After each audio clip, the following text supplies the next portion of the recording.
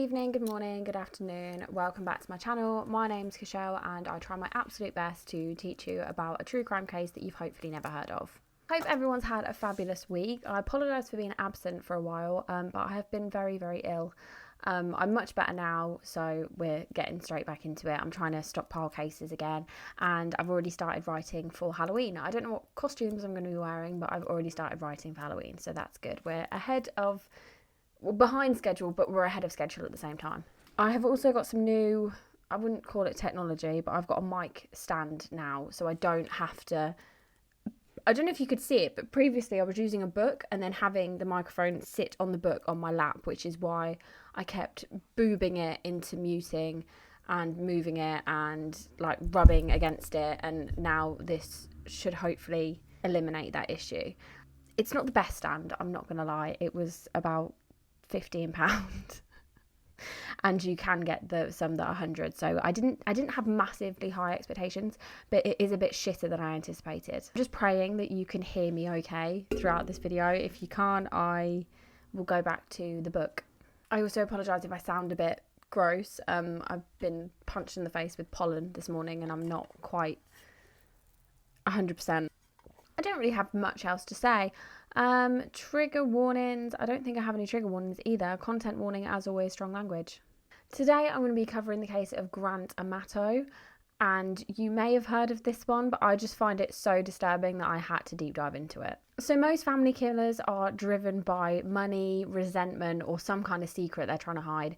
But Grant Amato's motive was that he wanted more time with a woman online who didn't even know his real name. When a quiet Florida family was all found dead inside their home, all signs pointed to just one man. A son who had lost everything but still believed he deserved a lot more. And this is the story of Grant Amato, a man who murdered for love, or what he thought was love. The Amato family lived in Florida in a middle-class suburb quite close to Orlando. Chad and Margaret were the heads of the family, and they were well-respected parents. They were both incredibly hardworking. Chad was a pharmacist and Margaret worked in healthcare. The couple went on to have 3 sons together, Jason, Cody and Grant, and all 3 of them had very promising futures. Jason eventually moved out of the family home and became a successful professional. Cody, the middle son, became a nurse and had a very steady job and relationship. The youngest, Grant, had also been in nursing school, but he had been struggling quite a bit. And at just 29, he was expelled from, I don't think expelled is the right word, but he was expelled from his job or course because he was stealing medication from work. So after this, he obviously lost his source of income, so had to move back into his parents' house. He thankfully for him, he wasn't prosecuted for this. Probably not thankfully in general, but thankfully for him. I don't think I've worded this right. But he was very nearly prosecuted for what he'd done. Family were there for him. They supported him emotionally and financially, even though his behaviour was becoming increasingly more strange. And in 2018, Grant met, I use that very loosely, a Bulgarian girl named Sylvie. And he became completely obsessed, infatuated, taken over, and every other word you can think of with Sylvie. He was totally consumed by this relationship. The pair had met on a webcam site called freecams.com.net. Neither, I don't know, it's just called My Free Cams. She was beautiful, exotic in his words, and was always online when he needed her most. And over the course of 3 months, how much money do you think he sent to Sylvie? Just have a go, because you know we're near. $200,000. $200,000. That's wild. That is an insane amount of money to send them. Why can't someone send me that? I'm not going to be a webcam girl, but Jesus. And you're probably thinking, but he's unemployed. He doesn't have a job anymore. He's living with his parents. How is he doing this? Well, I have a clip for you. Money came from me, my brother, and then my dad. Did they know where the money was going to? They didn't know that it was going to a cam model. I was saying that it was going towards my Twitch streaming, like advertising, like putting my name out there and that type of thing. What did you spend on this? Probably close to like $200,000, I'd say. $200,000? Yeah. I don't know how he was gaining access to these things, but he drained Cody's savings account. He used his father's credit cards, and I think he used both of his parents' retirement funds. I don't know how he was getting access to these, but that's just crazy. His family, of course, confronted him about this when they realised what had happened. They weren't happy, of course, but they were also really concerned. So I think they planned kind of like an intervention for him to try and get him some help, because this isn't healthy. Of course, Grant promised it was over, that he would stop, he was sorry. And in 2018, he went to rehab for his obsession. He was there only 2 weeks, and he was in a treatment to help with porn and internet and gambling addiction. The therapists that were there very much thought it was an isolated incident that had kind of sparked and spiraled because of his current situation, like him losing his job, moving back in with family.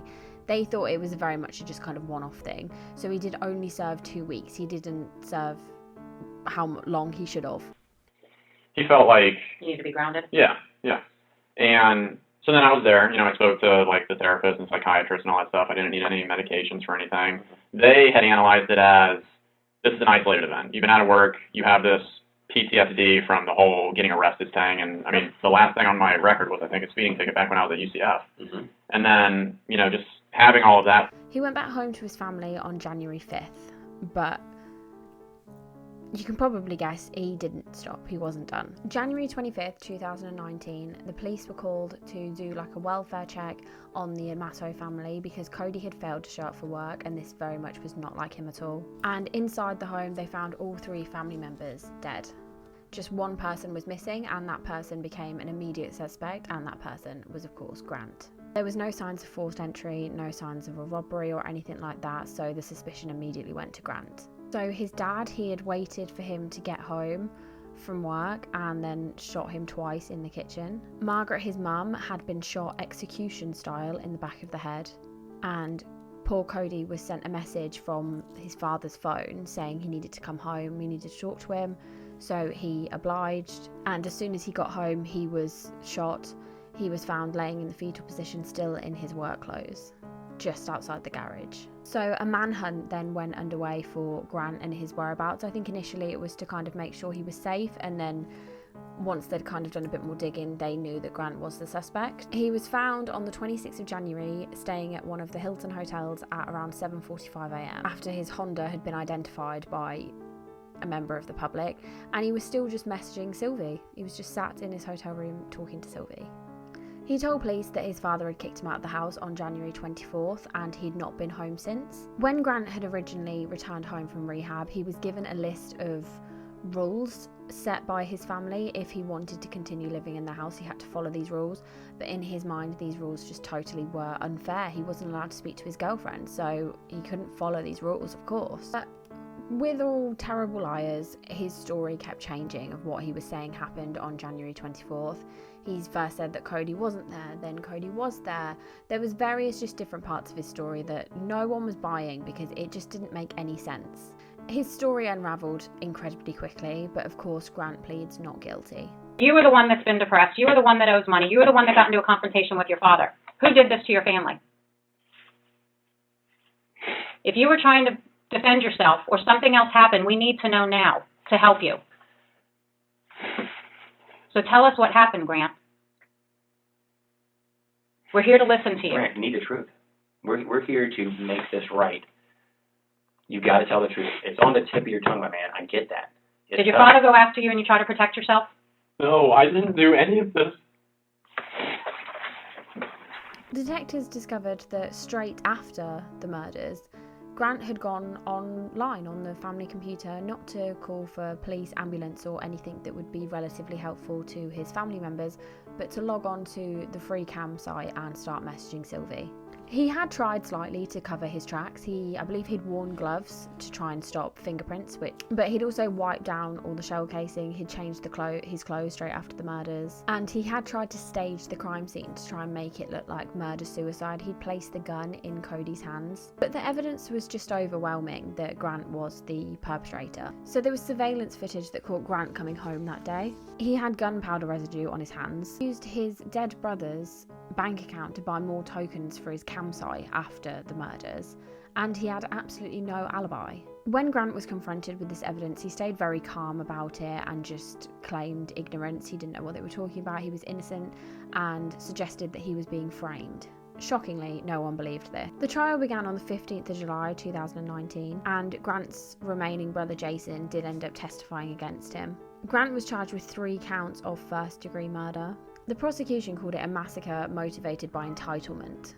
Grant couldn't handle losing his little fantasy world that he'd kind of created with this woman that I said before doesn't even know his real name. So he had to get rid of the people that were stopping this fantasy for him. In July 2019, Grant was found guilty on all 3 counts, and he was sentenced to life in prison without the possibility of parole. When asked if he felt any remorse for what he had done, he said, "My family has been blaming me for months for ruining their lives, stealing, and not following the rules of their homes, so I might as well get blamed for this too." To this day, he maintains his innocence and fantasises about rekindling his relationship with Sylvie at some point. And just a fun little bit of information to chuck in there. I don't think it's fun. I don't think fun is the right word. But in 2015, it was revealed that he was exchanging romantic text messages with a phone that had been smuggled into the prison with Victoria Goodwin, who is the wife of the ghost hunters person, Aaron Goodwin. And she had disclosed to him that she was trying to hire a hitman to kill her husband, which I will look into at some point. It wasn't just a murder case. This is 100% a cautionary tale about delusion and addiction and what happens to someone when they become obsessed with a version of love that isn't real and it doesn't exist. Sylvie, the cam girl at the centre of all of this, has said that she never had any idea what he'd done, what he was planning to do, and she's never been charged with anything. She was just doing her job. She probably didn't really even know the man, and this is what he did for someone who realistically didn't care about it. So yeah, lies that you tell yourself can be incredibly dangerous, and this is a cautionary tale about that. But that is the end of today's video. So I need a positive thought now. Well, it's not really a positive thought at the minute, but I think I am going to leave the iPhone cult. I am bored and my phone's up for renewal and I want little flippy thing. It's so, I need it. Every other TikTok at the minute is an advert. Not even an advert. It's just people getting it. And I'm like, I think I need that. So yeah, that's what's got me excited at the minute.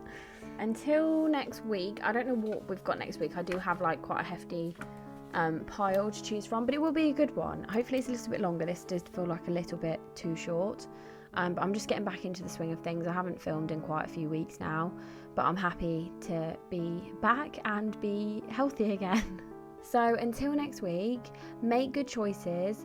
Don't lie to yourselves. It's okay to have like a bit of a fantasy, but when people start getting involved and they're concerned, please listen to people. They're not just doing it for the fun of it. They are trying to help you. Accept help when you need it. It's okay. Don't get murdered. I'll see you next week. Love you. Bye. This is who I am this week. Been in nursing school. I think I've worded this right. Oh, spider. Fuck yeah. He was like 6'8" with huge arms and a fit face. Actually, to the desk and it just doesn't bend how I want it to bend. I put burrata on it. I put spicy avocado, like smashed avocado on it. Rocket, tomatoes, cucumber, crispy onions, and balsamic glaze, and it was fucking phenomenal.